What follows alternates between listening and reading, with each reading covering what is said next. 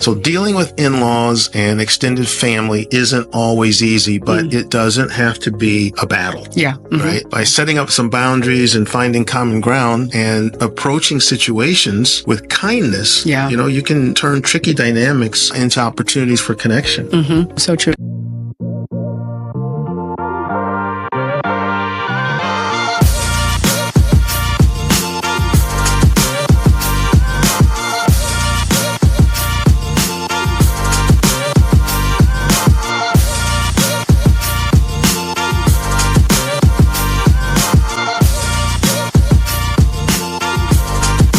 Hello, everyone. Welcome back to Stephen and Corey and Get It Together. I'm Stephen and I'm Corey. And this is the podcast where we tackle those tricky little sticky situations and relationships. But first, we'd like to get it together here. That's right. That's very important. When you get it together here first, then you can get it together here easier. Yeah. To thine own self be true. And sometimes those downright funny little dynamics with marriage and parenting and extended family and life in general, right? Oh, yeah. And, if you've ever felt yourself doing like a sigh, right?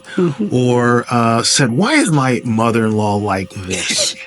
Or do we have to go to Aunt Stacy's house again this year? Yeah. I mean, you're right in the right place because we're going to talk about those issues. Yeah. Today, the big issue we're talking about is dealing with in-laws and outlaws and extended family, whether you're navigating an unsolicited advice, differing family traditions, or even the occasional boundary-busting visit. Yep.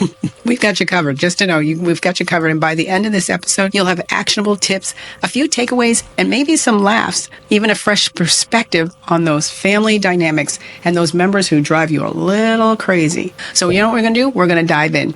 So let's get started with the obvious. What is the obvious?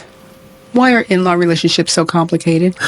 First off, they're a blending of two family systems. And think about it. Let's face this. Every family has quirks, personality clashes, cultural differences, and sometimes just a little overprotectiveness. Have you ever had that? Especially newly marrieds, right? You get into that, and sometimes you got those in-laws who are still overprotective because they're like, you're new to this and we want to help you. You don't understand the family. Be quiet. Yeah. In that case, you've got a recipe for tension. Really, Oh, yeah. And coming up, I'll share, the one simple sort of like mindset shift, that can help you with your in-laws and bring a whole new light on things. So trust me, this one's a game changer. Yeah. And number one, here's your first tip, because what we do? We promise tips, techniques. That's right. And we also give you testimonials and stats and facts. So here's the first tip. Think of your relationship with your in-laws like merging into a busy highway. They've been in the family lane for decades, and you know what? You're just trying to merge in and get in without causing an accident. And the key is patience and a clear communication. That's one thing that will really help you understand your relatives, your in-laws especially. Yeah. Remember when you first met mine? Oh, yeah. Well, actually, you met only one. Yeah. We're going to share a little insight on our relationship. First of all, I didn't meet Stephen's family until the wedding day. Well, I mean, that's not 100%. I met his cousins because they were in the same city that we went to school in. And that's where we met in school. And then I met his dad because his dad came to his graduation. In New York. In New York City. Yeah. But out of all that, any of his family until the wedding day. So we didn't have this, I've gotten to know her and she's going to be my daughter-in-law. And he met my family before, but we didn't have a close relationship with in-laws before. I think it's important to interject, though, in that we don't know if you're saying that's good or bad that you didn't meet them until then, but it's just an issue that happened. It's not good or bad. It's just, and here's the interesting thing. Most people are like, I'm not marrying you until I meet your family. And I was like, yeah, I'll marry you. And we dated for a while, so it's not like, we just dated and got married. It's just we never went to visit his family. I mean, I think there may be cases out there where either spouse might say, you know what, if I knew your family before we got married, there would be no marriage. We probably wouldn't have gotten married. So in saying that, our story relates to my first situation cooking for our in-laws, or my in-laws, his parents. So our in-laws came over to our little apartment when we first got married, and I was cooking. I was making what I'm used to making, and that is fresh steamed vegetables. So I made these fresh steamed green beans, and, they had water in it just to steam them and make them just fresh. And I was going to put a little butter and salt and pepper, and then we'd be good. did. She was putting her little heart into it. I which was is like, I'm great. cooking for my in-laws. Well, I left the kitchen. And when I came back, my father-in-law had added heavy salt and bacon from the refrigerator and lots of water. Lots of water. And to my perfectly steamed green beans, I was like, oh, well, okay. You know what he happily said? Daughter-in-law, I thought you needed some little help here. That's what he said. Daughter-in-law, I thought you needed a little help. Yeah. And he was smiling so big and he was so proud of himself. And I was just deflated. But you know what? I didn't say anything because that's apparently how he liked his green beans, with bacon in it and salt and lots of water. So over time, I realized it wasn't a jab at my cooking. He was just proud of the way he was helping me out. You know, he was helping me. And that's where the mind shift came in, that change. In his mind, he was helping. Yeah, that's what I'm saying. He was helping. He's like, daughter-in-law, I'm going to help you out here, because that's the way he cooked. And here's the difference. I didn't come from cooking that way, so I didn't even think, he wouldn't have enjoyed, the thing is, they would not have enjoyed my green beans. Right. Because they would have thought, poor girl, she doesn't know how to cook. So it was okay because, again, it wasn't an offense and I didn't feel offended. I just felt deflated because I thought, I'm going to make a meal. But I also learned something.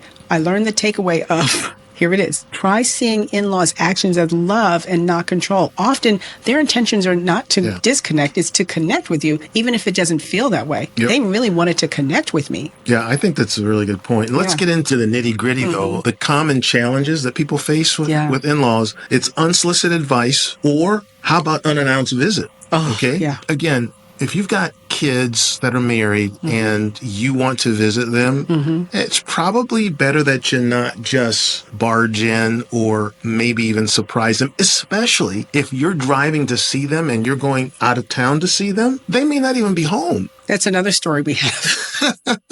His parents did that too. You know? His parents showed up at our place like at 1 a.m, knocking on the door. We woke up. He said, surprise! No. I'm like, oh, okay. That one we had to come. And we'll talk about how to deal with those situations. But we had to have a conversation. I said, Stephen. He goes, well, my family just does that. When we travel, we don't tell people and we surprise them. I'm like, no, my family doesn't do that. We can't do that. And so we learned a lesson there. And he had the conversation, hey, Mom and Dad. You know, what's interesting is... How did you tell them? Had I not been married... how did you tell them? I don't remember.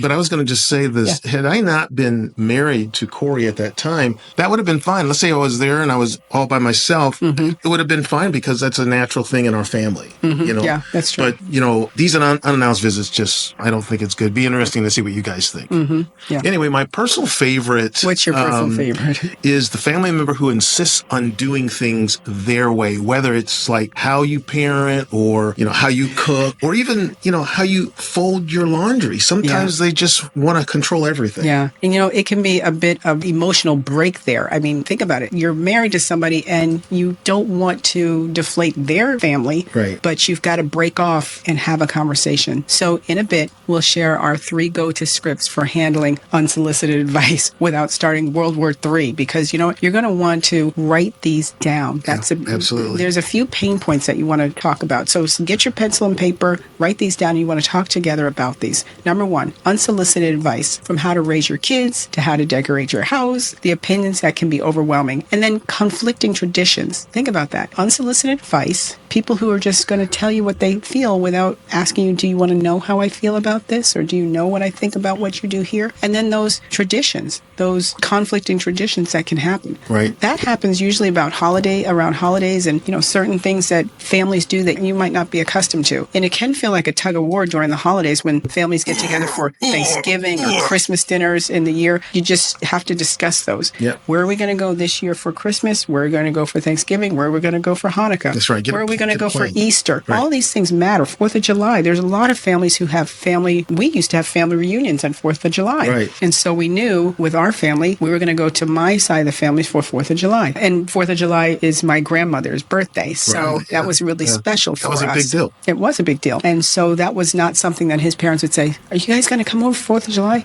No, we're not, because it's a tradition in our family. And you know what's interesting too? I mean, think about these different holidays and anything that's, you know, in addition addition to what's normal. So there's a lot of stress already that tends to be superimposed on families. And then you layer in this issue. Yeah. I think it just makes it, a little bit more stressful, more complicated. Yeah, absolutely. And then, we have the boundary issues, like Stephen was saying, frequent stops and stepping overtime, making just a stepping in and making decisions and spending too much time, overtime. Like, are you leaving yet? We want to, we're ready for bed.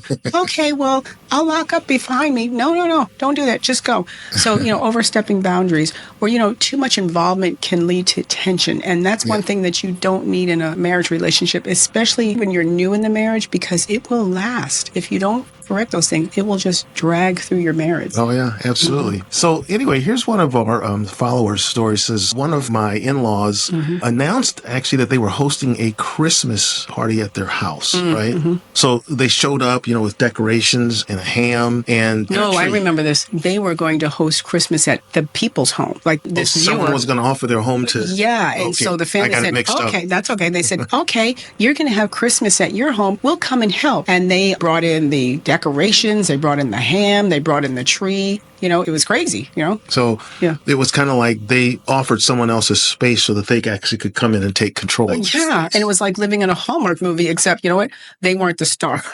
And after that, the husband had a serious talk with his family members about boundaries. Yeah. So that's important. Yeah. Well, here's another tip. when setting boundaries, be clear, and consistent. And kind. Yeah. And kind. Yeah. There's no excuse for kindness. You can be kind always. Okay. So instead of saying things like, stop giving advice about my kids, try say something like, hey, I appreciate your perspective, but we're going to handle this our way. Yeah. For surprise visits, you could say something like, hey, we love seeing you, but please give us a heads up, next time so we can plan around it. Yeah, So, that's true. Yeah. So our takeaway here is easy. Boundaries are not about keeping people out. They're about making relationships healthier and bringing them in the right way so that they feel the hug instead of feeling the pushback. You know? Absolutely. Now, let's talk about mistakes because, let's be honest, we've all made them. Yeah. One big one is criticizing your in-laws to your partner. Sure, you need to vent sometimes, but it turns into a pattern and it can put, you and your spouse in an awkward spot. Yeah, and that's what I was explaining to you about Stephen with his family visiting. I didn't criticize them. I was just saying, this is not what I'm used to. And here's the other thing. Ask the spouse. Say, is this something that is normal in your family? Because I asked him, is that normal for them to just come and visit people in the middle of the night?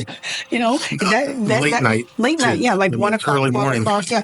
But I get it. In their minds, they're like, well, if we drive at night, there's less traffic. And they drove to visit their family and family members. So they're thinking, if we drive at night, there's less traffic. But just let us know. Yeah. Because if you let someone know your intentions, then they can prepare around it. Right. Yeah. And that's the big thing, preparing around it. Later, we'll share a story about how one person almost derailed their relationship with their spouse because of an in-law argument and how they turned it around. That's so important. So what are the mistakes most made in marriages? Avoiding issues. Bottling things up only makes resentment grow. And then next, engaging in public arguments.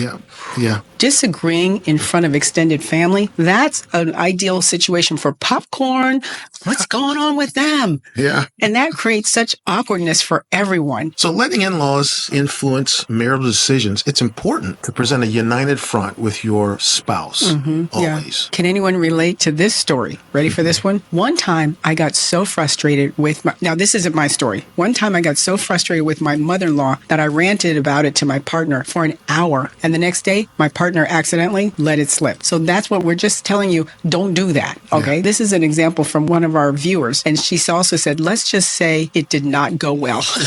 So after that, we set a rule. Venting is okay, but solutions are better. Yeah. So that's a good thing to think about. Venting is okay, but solutions are better. Yeah, that's good. And consider this a takeaway. Instead of venting, try problem solving together. For example, if your in-laws are giving, too much advice, work with your spouse and create a script that you both can use. Yeah. It's like, all right, we've talked about the challenges. And so now let's talk solutions. Yeah. Right. So how can you build stronger, healthier relationships with your in-laws? Here are a few tips.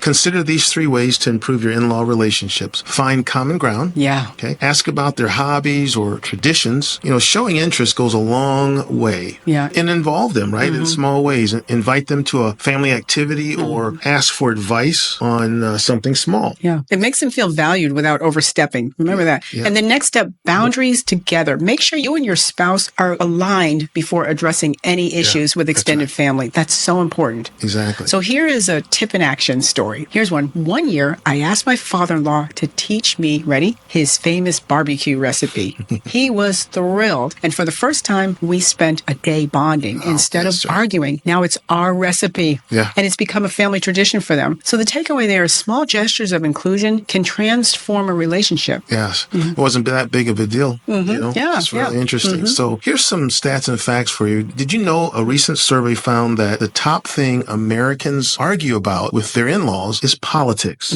No surprise there, right? But it's a reminder that respecting differences is the key, actually. Yeah. So, And an educational tip here, if it's a hot button issue and the topic comes up, redirect that conversation. Yeah. For example, that's interesting. What do you think about neutral topic? Find a neutral topic. What do you think about keyword, neutral topic? Yeah. Now, here's another story. My aunt once brought politics at Thanksgiving and it got heated. And now we have a family rule. No politics during dinner. Instead, we play trivia games. Yeah. Or Scrabble. Yeah. And it's way more fun. So the key here is, what did we learn today?